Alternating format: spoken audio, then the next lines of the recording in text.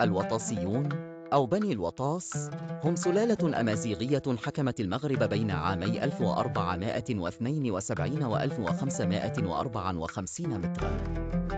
ينحدرون من قبيلة زناتة الأمازيغية، وكانت لهم مساهمة مهمة في التاريخ السياسي للمغرب على الرغم من قصر فترة حكمهم.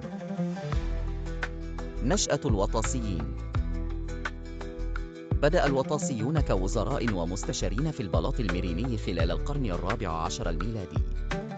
كانوا يتمتعون بنفوذ كبير داخل الدولة الميرينية، وبمرور الوقت استغلوا ضعف الميرينيين وصعود الصراعات الداخلية للاستيلاء على السلطة.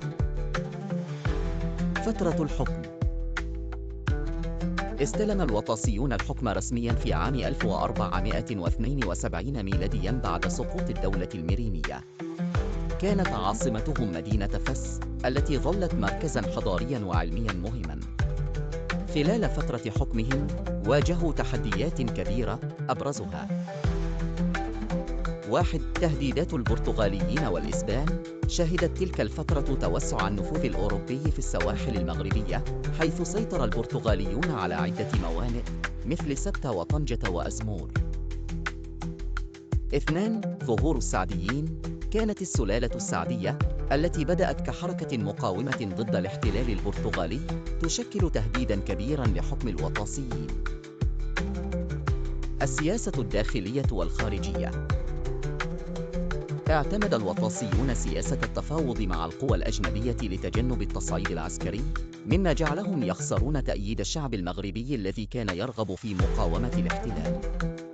ومع ضعف الاقتصاد وتفكك السلطة المركزية، بدأت القبائل والمناطق في التمرد ضد حكمهم. نهايتهم وصعود السعديين.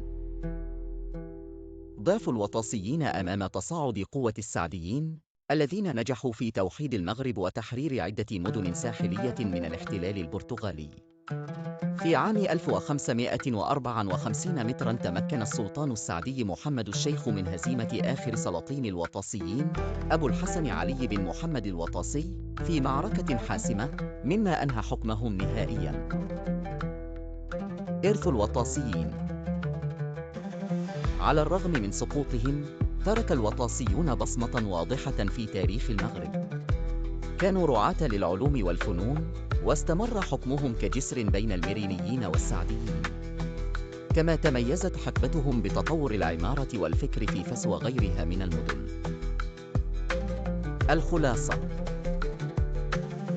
كان حكم الوطاسيين فترة انتقالية في تاريخ المغرب، تميزت بالتحديات والصراعات التي مهدت لصعود السعديين واستعادة الوحدة الوطنية.